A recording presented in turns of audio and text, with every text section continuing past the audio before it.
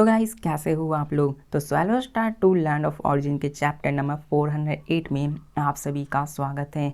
तो चलो शुरू करते हैं। अभी ये एपिसोड सच में अच्छी खासी होने वाली, पहले के जैसे बोरिंग नहीं लगने वाली, तो आप लोग लास्ट तक देख सकते हो। तो चलो शुरू करते हैं। तो जैसा कि अभी तक हमने पिछले एपिसोड में देखा कि कैसे लू फेंग अपनी कल्टीवेशन से जाग चुका होता है और उसने थोड़ी बहुत प्रोग्रेस तो की होती, लेकिन हमने पता नहीं लगा होता कि आखिरकार उसने कितनी प्रोग्रेस की होती है। तो हमें यहाँ पे लू फेंग को दिखाया जाता होता है जो कि लू फेंग अपने पैर को क्रॉस करके बैठा हुआ होता है। उसके शोल्डर्स के ऊपर एक ब्लड कलर क्लॉक आ जाता है, सेम टू सेम अपने सुपरमैन के जैसे ही, और उसकी ऑरा कंप्लीटली ट्रांसफॉर्म हो चुकी होती है। मतलब कल्टीवेशन से उठने के बाद उसकी ऑरा अलग ही तरीके की लग रही होती है। पास्ट में हमें बताया जाता है कि लू फेंग का ऑरा इमेंस और प्रोफाउंड हुआ करता था, जो कि पूरे के पूरे इंटायर ऑरिजिन वर्ल्ड से भी ज़्यादा भारी लग रहा होता है।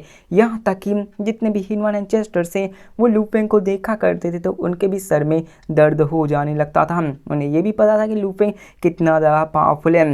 वो ह्यूमन एंसेस्टर्स कमज़ोर नहीं थे, लेकिन फिर भी उन सबको भी हेडेक आया करता था।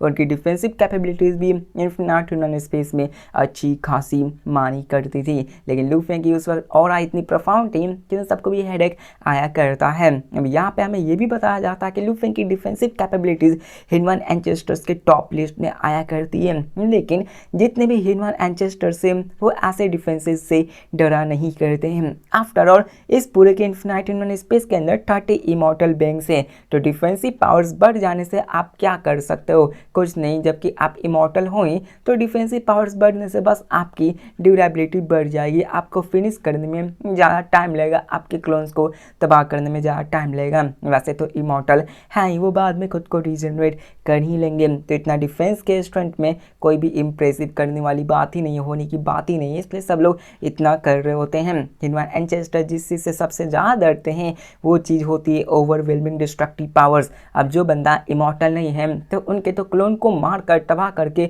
उन्हें साइड में ढकेला जा सकता है कि जाओ तुम तब तक रीजनरेट होकर आओ, लेकिन जो ह्यूमन एंसेस्टर इमॉर्टल नहीं है तो उनके ऊपर अटैक करके उन्हें एक बार मार दिया गया तो वो वापस नहीं आ सकते, क्योंकि वो ह्यूमन एंसेस्टर लेवल के बेंग है। उन्हें रिवाइव या फिर कुछ और कर पाना, रीइंकार्नेट करवा पाना नेक्स्ट टू इम्पॉसिबल हो जाए, क्योंकि वो बहुत ही पावरफुल एंटिटी होते हैं। क्या पता है उनके पास रीइंकार्नेशन का कोई जरिया होगा, लेकिन अभी हमें इस बारे में कोई भी पता नहीं है, कोई भी चीज़ बताई नहीं गई है कि वो टॉप लेवल में आने के बाद क्या रीइंकार्नेट कर सकते हैं या फिर नहीं।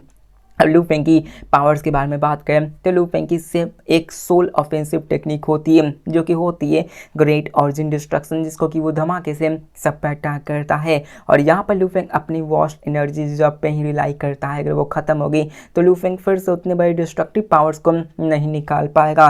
लेकिन यहाँ पर ह्यूमन एंसेस्टर्स इतने भी बेवकूफ़ नहीं है, उन्होंने लू फेंग के इस कारनामे को एक बार विटनेस कर रखा था।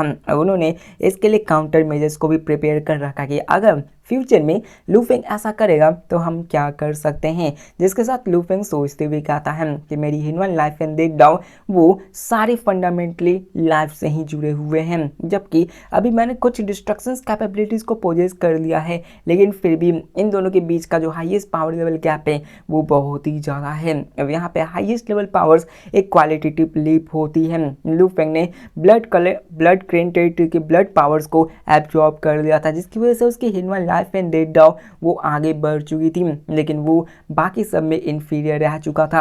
अब यहाँ पे लू फेंग इन सब के बारे में सोच रहा होता कि आखिरकार यहाँ पे कैसे किया जाए। लू फेंग की एनर्जी रिजर्व्स बाकी के ह्यूमन एंसेस्टर्स से बहुत बहुत बहुत ही ज़्यादा होती है, इसलिए लू फेंग ऐसे ऐसे कारनामे कर पाता है।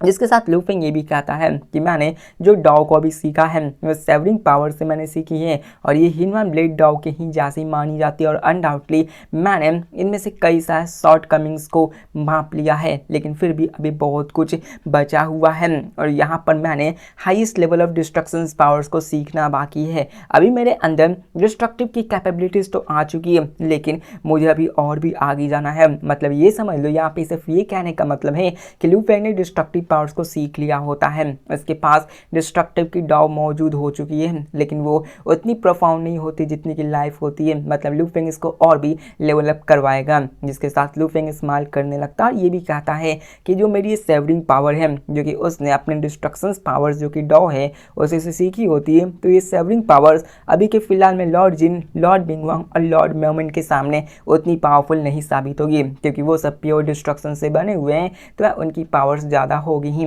लू फेंग अपने पावर्स को यूज़ करके सेवरिंग पावर से उन पर अटैक करेगा, तो ये अलग बात है, उनके मुताबिक वो पावर्स कमज़ोर होगी। लेकिन अगर यहाँ पर लू फेंग अपने सेवरिंग पावर मतलब डिस्ट्रक्शन पावर्स को लाइफ पावर के साथ मर्ज करके अटैक करेगा, तो उसका रिजल्ट कंप्लीटली डिफरेंट होगा। मतलब यहाँ पे कहने की बात ये हो रही है कि अगर लू फेंग से अपने सेवरिंग पावर मतलब डिस्ट्रक्टिव पावर्स को यूज़ करेगा तो उसकी अटैकिंग पावर तीनों लॉर्ड से कम होगी। लेकिन अगर लू फेंग अपने लाइफ डाउ को भी यूज़ करेगा और डिस्ट्रक्शन पावर के साथ मर्ज करेगा, तो उसके बाद जो रिजल्ट निकलेगा ना, वो सबसे अलग होगी। लू फेंग कहता है कि मेरी लाइफ टाइम मतलब मेरी लाइफ फॉर्म वो लॉर्ड जिन से 100 टाइम ज़्यादा स्ट्रॉन्गर है, लॉर्ड मोमेंट से और बाकी सभी 100 टाइम ज़्यादा स्ट्रॉन्गर है। लू फेंग यहाँ से पावर से आप इस बात से अंदाज़ा लगा लो कि लू फेंग बस इतना कहता है कि मेरी एक कैजुअल अटैक्स, अगर मैं कैजुअल अटैक्स भी करूं तो उनकी मेन कॉम्बैट क्लोन के बर्न करने की पावर से ज़्यादा होगी। मतलब समझ रहे हो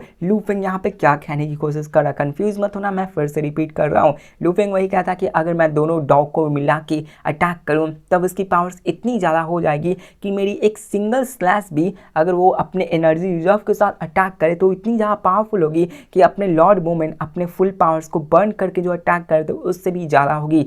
मतलब एक सिंगल कैजुअल स्विंग इतनी ज़्यादा पावरफुल हो चुकी होती लू फेंग बस इतने से ही, और कह सकते हैं कि लू फेंग अभी कुछ ज़्यादा ही ओवर पावर हो चुका होता है।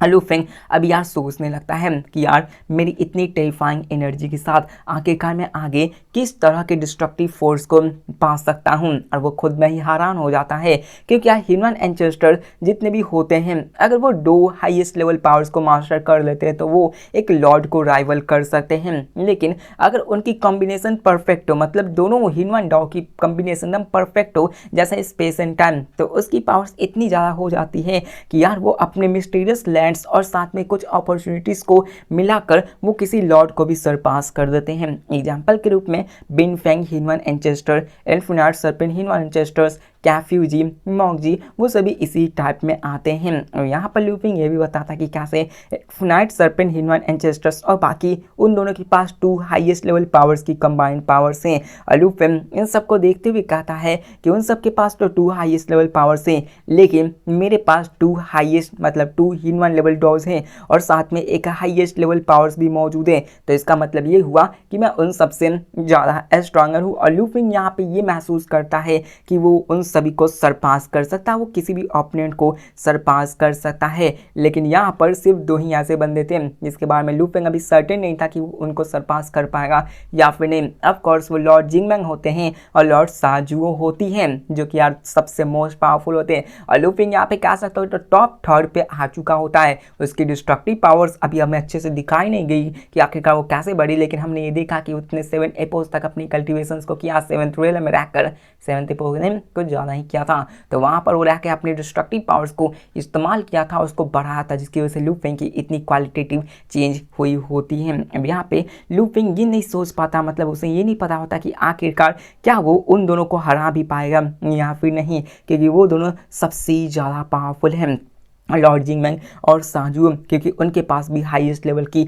पावर्स है और उनके पास भी डिस्ट्रक्टिव पावर्स मौजूद है, जिन्हों की उन्होंने टाइम के साथ परफेक्ट किया था। वो अपने लाइफ अफर्मिंग प्रिंसिपल्स और बाकी सबके साथ काफ़ी पावरफुल हो चुके होते हैं। यहाँ पे लू फेंग की टेक्निक्स बस क्वांटिटी पे नहीं थी, बल्कि लू फेंग अब क्वालिटी पे भी बिलोंग कर रहा होता है। लू फेंग क्या था कि मुझे और भी पावरफुल होना होगा, जिसके साथ लू फेंग की ऑरा को दिखाया जाता है, जो कि लू फेंग की ऑरा डिस्ट्रक्शंस के साथ मर्ज होने लगती है। और लू फेंग दोस्तों भी कहता है कि मेरी तो ये अभी तक पीक स्टेट भी नहीं है, अगर मैं इस ह्यूमन लेवल डॉग को, ह्यूमन ब्लेड डॉग को और भी कंप्रीहेंड करूं तो मैं और भी स्ट्रॉन्गर हो जाऊंगा। लू फेंग ने जब सेवरिंग पावर को ग्रैप्स किया था तो लू फेंग समझ चुका था कि आखिरकार उसने कैसे अपने आप को बॉटलनेक में डाल रखा था, क्योंकि उसे उस वक्त इतना ज्ञात ही नहीं था कि आगे क्या जाएगा। लेकिन फाइनली लू फेंग को समझ में आ गया कि उसे आगे क्या करना है। लू फेंग रियलाइज करता है कि अगर उसे ह्यूमन ब्लेड डॉग को कॉम्प्रीहेंड करना है तो सबसे बड़ी ऑब्स्टेकल प्लस जो उसके दिल में है उसे ही तोड़ना होगा, तभी वो आगे जा पाएगा। क्योंकि जो भी लॉर्ड होते हैं उनका सबसे बड़ा डीप रास्ता उनकी खुद की नेचर होती है, उनका खुद की हार्ट होती है। क्योंकि आप लोग ये अच्छे से जानते हो कि जो डाउ होती है वो हार्ट से ही निकलती है, वो हार्ट से ही रिलेटेड होती है। अगर आपके हार्ट में ये हो जाए कि आप कभी भी उसको नहीं कर सकता और किसी ने मन में बैठा दिया तो आप कभी भी नहीं कर पाओगे। लेकिन आपने अगर हार्ट को स्ट्रांग रखा, वही पावर ऑफ फ्रेंडशिप को ही मान लो कि अगर आपने उस पावर को रखा कि हाँ मैं ये कर सकता हूँ, कॉन्फिडेंट हो तो तुम ये कर सकते हो। ऐसी कोई भी चीज़ है नहीं जो नामुमकिन होगी, और अपने मेन कैरेक्टर के लिए भी सेम टू सेम ऐसा ही हो रहा होता है। अब लू फेंग इन सब के बारे में सोचने लगता है। लू फेंग को लॉर्ड जिन के लेगेसी के बारे में भी विटनेस आती है, तो कैसे उन्होंने भी अपने स्पिरिचुअल पावर्स के भी बारे में बताया था कि वो कितनी प्रोफाउंड होनी चाहिए। और यहाँ पे एक बात समझ लो कि लॉर्ड जिन जो थे वो यार लोगों को मार कर आगे बढ़े थे। वो अपने उसी बंडी की तरह थी। जब लू फेंग अपने ओरिजिन कॉन्टिनेंट से बाहर गया था, उस जगह पे आने लगा था, तो एक बंदी थी जिसने कि सोल को डिवोर्स कर रखा था। सेम टू सेम अपने लॉर्ड जी ने भी वैसे ही कांड किए थे और उसी चीज़ को यूज़ करके वो इस लेवल तक आ चुके थे। और इस बंदे ने हेवन एंड अर्थ को डिस्ट्रॉय करके सबको एनिलेट करते हुए पर्सनल पावर्स को ग्रैप्स किया था।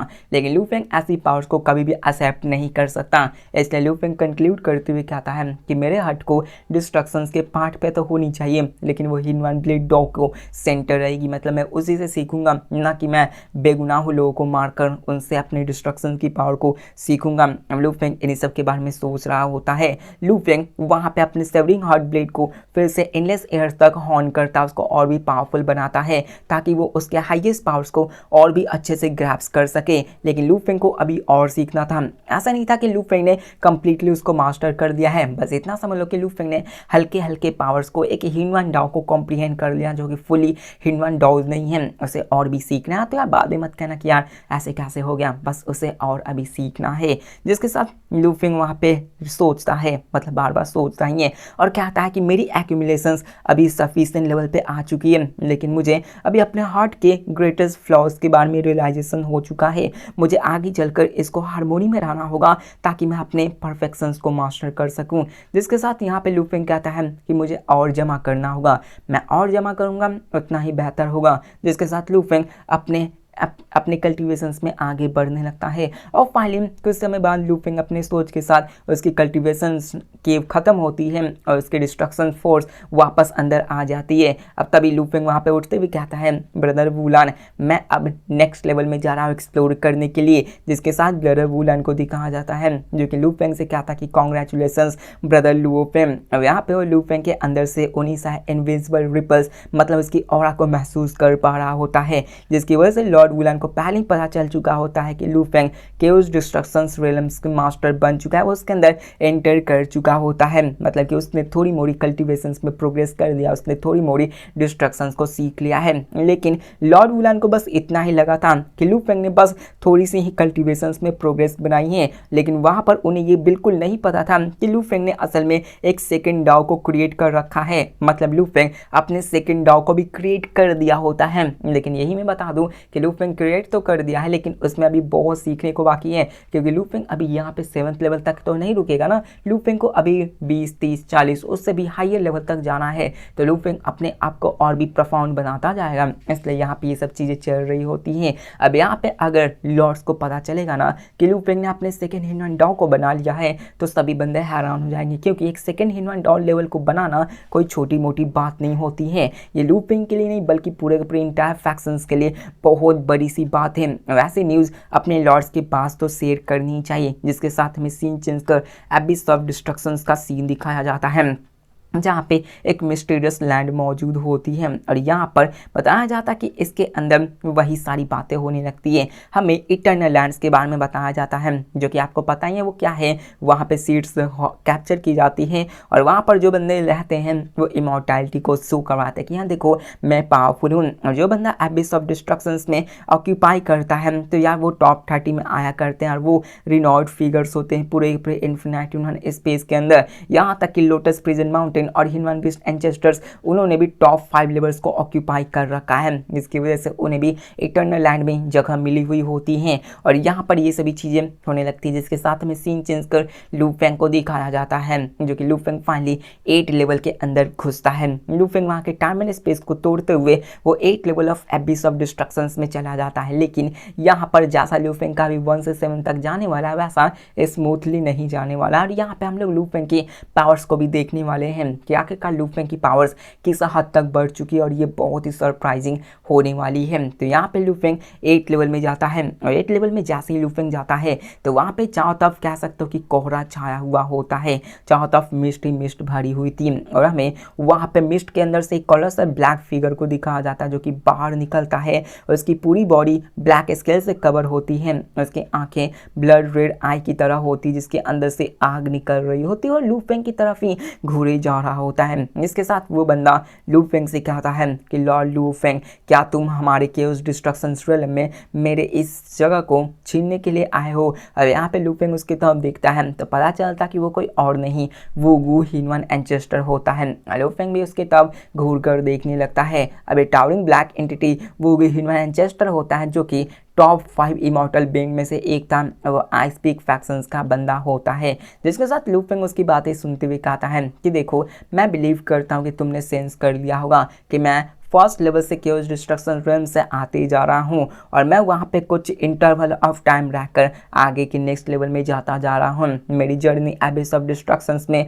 मैं अपनी कल्टिवेशंस को टेम्पर करना चाहता हूँ। मेरा यहाँ कोई इंटेंशन नहीं है कि मैं तुम्हारे केओस डिस्ट्रक्शन रेल्म को सीज करूँ। जिसको सुनकर वो ह्यूमन एंसेस्टर गुस्से में कहता है कि क्या तुम्हें सच में लगता है कि मैं तुम्हारी बातों पर विश्वास करूँगा? और वो उससे कहता कि तुम प्रैक्टिशनर लॉर्ड से हमारे टेरिटरी को काउंटलेस टाइम लूटा है, तो आखिरकार मैं तुम्हारा कैसे बिलीव कर सकता हूँ? वो कहता कि ये 8 लेवल है। अब यहाँ पे हमें ये बताया जाता है कि 8 लेवल के बाद क्या आता है 9th। तो यार उसके बाद 9th लेवल पे लॉर्ड नाइगू आते हैं, वहीं पे उसके बाद लॉर्ड मिंग वांग, लॉर्ड जिंग, लॉर्ड मोमेंट, जो कि 11, 12, 13 ये सभी तक आगे के रिस्पेक्टिव लेवल्स को कैप्चर किए होते हैं। वो ह्यूमन एंसेस्टर्स वो अभी युवान के कॉन्टेम्परेरी तो होते हैं, लेकिन यार पहले वो युवान के बराबर हुआ करता था। लेकिन हुआ क्या कि टाइम के साथ एक एक करके सारे प्रैक्टिशनर लॉर्ड इस वुगु ह्यूमन एंसेस्टर्स को सरपास करते गया, और जब भी ये इसको सरपास करता तो जितने भी प्रैक्टिशनर लॉर्ड्स थे तो यार वो प्रैक्टिशनर लॉर्ड्स उसके साथ फाइट किया करते थे, उसको जरा से भी मर्सी नहीं दिखाते थे, जिसकी वजह से वो उन सारे बंदों से कुछ ज़्यादा ही गुस्सा होता है। लेकिन यहाँ पे लू फेंग कहता कि देखो, मैं तुमसे प्रॉमिस करता हूँ कि मैं तुम्हारे केओस डिस्ट्रक्शन रियल्म को सीज नहीं करूँगा। बस मेरी एक ही रिक्वेस्ट है कि अपने सारे इनवॉइस रियल्म को एक साथ लाओ और इसमें मुझ पे 1 से 2 एपोज तक कंटिन्यूसली अटैक करवा। जिसको देखकर वुगु ह्यूमन एंसेस्टर्स कहता है कि क्या मैं तुम्हारे कल्टिवेशंस में असिस्ट करूँ? तुम्हारे सपने तो बहुत ज़्यादा बड़े हैं। अब यहाँ पर ये केओस अब यहाँ पे ये बंदा नहीं डर रहा होता है, मतलब यहाँ पे उसको पता था कि यार लॉर्ड लू फेंग उसके केओस डिस्ट्रक्शन रियल्म को कैप्चर कर सकता है, लेकिन उसको डर नहीं था। और यहाँ पर वो अपने पास्ट एक्सपीरियंस के कारण वो लू फेंग के साथ कॉर्पोरेट करने से मना कर देता है, क्योंकि ये बताया जाता है कि आई स्पीक फैक्शंस के इन्वेजन्स के दौरान वो ह्यूमन एंसेस्टर्स ने अपने प्रैक्टिशनर फैक्शंस के टेरिटरी को बहुत ज़्यादा लूटा होता है, और उसने बहुत हद तक लूटा होता है, उसने बड़ी मेहनत से लूटा होता है। लेकिन यहाँ पर उन्होंने क्या किया, अपने प्रैक्टिशनर लॉर्ड्स के साथ फिर से सादा बनाते हुए उन्हें लूटे हुए सामान को वापस देना पड़ता है। और ये बंदा इस बात से गुस्सा था कि मैंने इतनी मेहनत से लूटा, लेकिन फिर भी तुमने हमारे लूटे हुए सामान को वापस ले लिया, आखिरकार ये तुम कैसे कर सकते हो? मतलब देख रहे हो, बंदा कुछ ज़्यादा ही चालाक बन रहा था कि आखिरकार तुम्हारी हिम्मत कैसे हुई कि तुम्हारे लूटे हुए सामान को आखिरकार तुम कैसे ले सकते हो? मतलब हद है भाई। इसके साथ यहाँ पे ये सब सोच रहा था। अब बंदी को इतना बुरा क्यों लगा था? क्योंकि ये बंदा इमॉर्टल था, और आपको पता है कि अगर आप इमॉर्टल हो जाओगे तो यार किसी के बात का डर नहीं रहेगा आपको, आप किसकी ही बात मानोगे। लेकिन अगर आपको कोई ऐसे ह्यूमिलिएट करेगा तो यार आप सच में कुछ ज़्यादा ही गुस्सा हो जाओगे ना। इसलिए ये बंदा ऐसा कर रहा था, लेकिन इसको आई स्पीक फैक्शंस के कलेक्टिव डिसीजन के कारण पीछे हटना पड़ा था।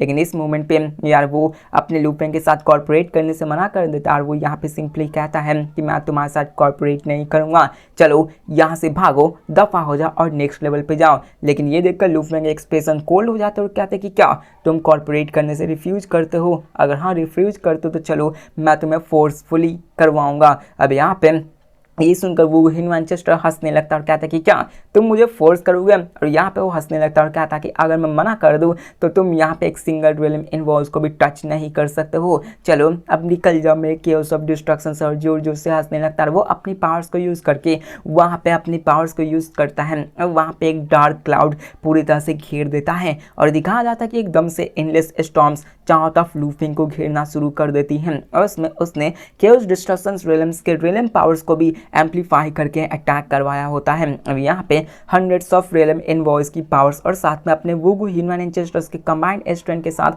अपने लूपिंग पर अटैक करवाए जा रहे होते हैं। आफ्टर ऑल वुगु ह्यूमन एंसेस्टर्स यहाँ पे काफ़ी ज़्यादा स्किल बंदा था जिसने कि डिस्ट्रक्टिव पावर्स में थोड़ी बहुत ही महारत हासिल कर रखी थी और ये भी इस 8 लेयर का मास्टर था जिसकी वजह से ये यहाँ के कंट्रोल इन्वायरमेंट को अच्छे से कंट्रोल कर सकता था। और वो कहता है कि चलो भागो यहाँ से निकल जाओ। अब वो ह्यूमन एंसेस्टर्स की पावर्स किसी एवरेज लॉर्ड की जैसे थी। इसकी कॉम्बैट पावर्स एवरेज लॉर्ड की जितनी होती है लेकिन उसकी direct combat skill slightly weaker होती है। इसकी मेन जो पावर्स होती है वो डोमेन से आती है जो कि बहुत ही ज़्यादा फॉर्मिडेबल होती है जिसके साथ उसकी लाइफ कोर उसके खुद की पावर्स के साथ मर्ज होना शुरू कर देती है, उसके क्लोन को मैनिफेस्ट करने लगती है और यहाँ पर वो अपने ट्रू फॉर्म्स को लाना शुरू करता है। एक सिंगल मेयर थाउट के साथ उसकी लाइफ कोर मेटेरियलाइज होती है जो कि एंडलेस कोर के दूर होती है और उसके ट्रू फॉर्म में सारी एनर्जी आ जाती है। यहाँ पे केओस डिस्ट्रक्शन रियलम की इन्फिनाइट पावर थी जिसकी वजह से उसकी क्लोन बहुत ही तेजी से अपने पीक स्टेट पे आ जाती है और साथ में केओस डिस्ट्रक्शन रियलम पावर्स की इन्हांसमेंट भी थी। तो यार यहाँ पर उसके ट्रू फॉर्म से भी उसको 30% का बूस्ट मिल जाता है इस केओस डिस्ट्रक्शन रियलम में। मतलब यार बंदा कुछ ज़्यादा ही ओवर पावर हो जाता है और बूम वहाँ पे धमाके होते वो एंडलेस डार्क क्लाउड्स अपने लूपिंग पर अटैक करते हैं ताकि लूपिंग को यहाँ से बाहर घसीट कर फेंका जा सके और वो यहाँ पे जोर से चिल्ला कर कहता कि चलो भागो यहाँ से निकल जाओ, गेट लॉस्ट। और ये इतना कहता है कि तुम्हें इतना लगता है कि मैं तुम्हारे कल्टिवेशंस में कॉर्पोरेट करूँगा, प्रैक्टिस न लॉ सपने देखना बंद करो। लेकिन यहीं पे मेन चीज़ होता है, मेन मज़ेदार चीज़ इसके बारे में कह रहा था कि चैप्टर बोरिंग नहीं होने वाले, लास्ट में वर्थित हो गए ही। अब यहाँ पे दिखाया जाता कि सडनली उसने तो लूफिंग पर अटैक किया था लेकिन उसी के साथ एक फ्रिजिड ब्लेड लाइट फ्लैश करके बाहर निकलती है उन सारे बैरियर्स को तोड़ते हुए और ब्लेड लाइट जो निकलती है वो डार्क क्लाउड्स को एक ही झटके में काट कर रख देती है। यहाँ तक कि वो अटैक अपने वुगु ह्यूमन एंसेस्टर्स की बॉडी पे भी लगती है जिससे कि वुगु ह्यूमन एंसेस्टर्स भी कट कर रह जाता है और उसको भी महसूस होता है कि ये तो कुछ ज़्यादा ही पावरफुल है। अब उसकी बॉडी उसके साथ कॉर्पोरेट तो कर रही थी तो वो उसके जख्म को हील करना शुरू कर देती है लेकिन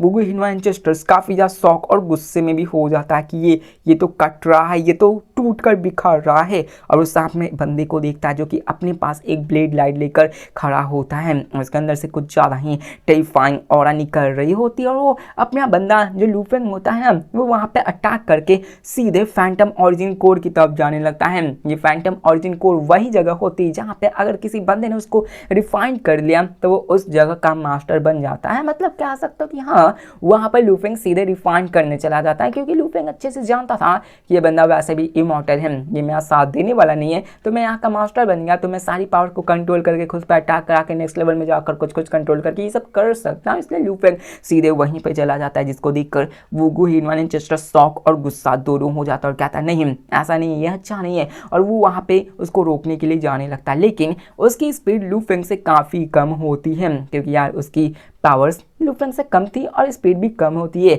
लेकिन जो पावर्स थी केओस रियलम डिस्ट्रक्शंस की तो वो अपने बॉडी को रीइंफोर्स करवाया था और यहाँ पे लगभग 550 रियलम इनवॉइस होती हैं। तो यार वो अपने 550 रियलम इनवॉइस को यूज़ करके अपने लूफिंग पर अटैक करवाता और कहता कि उसे रोको, वहाँ पे जल्दी करो, उसे उस कोर के पास नहीं जाने दो। और वहाँ पे group of realm invoice unite होते हुए जो कि उनकी ग्रुप ऑफ जो 550 रियलम इनवॉइस थे उनको अगर ग्रुप बना दिया जाए तो वो होगी ह्यूमन एंसेस्टर्स से बस थोड़े से ही कमज़ोर होते हैं।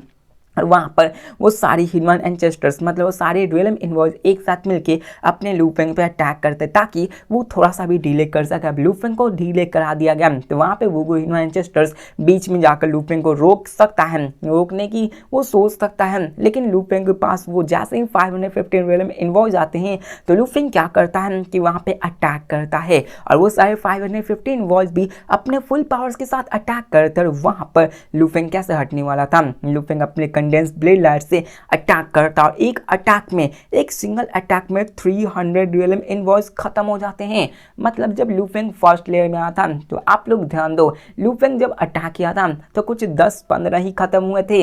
मतलब 10-15 उस वक्त वो रियलम इनवॉइस वीक थे, लेकिन फिर भी 10-15 ही खत्म हुए थे। जैसे जैसे लेवल अप होते जाते वहां पर रियलम इनवॉइस की पावर्स बढ़ती जाती है और यहाँ पर कुछ ज़्यादा ही टेरिफाइंग हो जाते हैं। लेकिन यहाँ पे लू फेंग की एक सिंगल अटैक ने 300 से ज़्यादा हंड्रेड्स, मतलब 300 से ज़्यादा रियलम इनवॉइस को ख़त्म कर दिया था, जो कि छोटी मोटी फीट नहीं होती है। लू फेंग की पावर्स आपने देखा कितना ज़्यादा बढ़ गया होता है और यहाँ पे लू फेंग अपने ब्लेड लाइट से अटैक किया होता है और वो फैंटम ऑरिजिन के पास पहुंच जाता है। अब वो ह्यूमन एंसेस्टर्स वो कुछ कर पाता, वो यह महसूस करता कि उसने केओस डिस्ट्रक्शन रियलम के ऊपर अपने कंट्रोल को लॉस कर दिया है। वहाँ पे लू फेंग उसका मास्टर बन गया था। मतलब कुछ ज़्यादा ही स्पीड में यह हुआ होता है। लू फेंग गुस्से में कहा था कि वो ह्यूमन एंसेस्टर तुम्हारे यहाँ पर आने की कोई ज़रूरत नहीं, तुम कॉर्पोरेट नहीं करे तो चलो दफ़ा हो जा। और लू फेंग वहाँ पे अपीयर होता है सरफेस पर, वो काफ़ी ज़्यादा गुस्सा होता है। लेकिन वो ह्यूमन एंसेस्टर्स को एक चीज़ समझ नहीं आता, वो शॉक में चला जाता कि आखिरकार ये पॉसिबल कैसे है, ये होना नहीं चाहिए था।